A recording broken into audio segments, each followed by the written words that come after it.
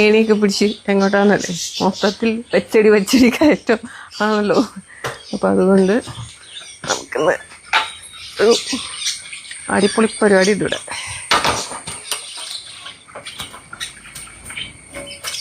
ഓ മഴ എന്നൊരു രക്ഷയില്ല. കൊതുക് വരെ മുതലെടുക്കുന്ന അവസ്ഥയാണല്ലോ. ഓ ഇതാണ് ഇന്ന് നമ്മുടെ ടാസ്ക്. ഇന്നത്തെ ഇവരെ പൊട്ടിക്കാൻ വേണ്ടിയാണ് ഇത്ര സന്നാഹമൊക്കെ ഇട്ട് ഗ്ലൗസൊക്കെ ഇട്ട് ഇറങ്ങിക്കുന്നത്.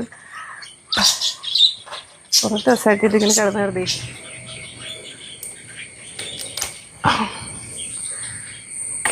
കിട്ടിപ്പോയി. മണ്ടയ്ക്ക് ഒരെണ്ണമാണ് ഒളിച്ചിരുന്ന് വെച്ചത്. നമുക്ക് നോക്കി വെക്കാൻ എന്താ അവസ്ഥ. അമ്മ ഇനി ഒരെണ്ണം കൂടെ അവിടെ ഒളിച്ചിരിപ്പുണ്ട്. അതിനെടുക്കണമെന്ന് തന്നെ നമുക്ക് ഈ ആയുധം വേണം.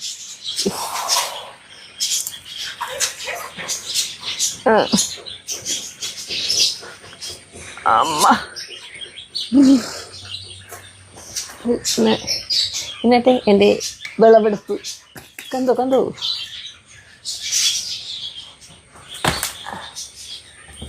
ഇവിടെ തീർന്നില്ല, ഇനി ഒരെണ്ണം കൂടെ ഉണ്ട്.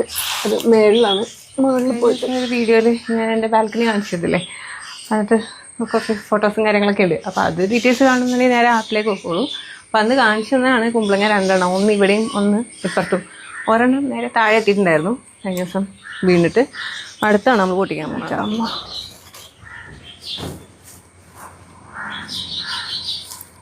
അത്യാവശ്യം നല്ല വെയിറ്റ് ഉണ്ടായിരുന്നു.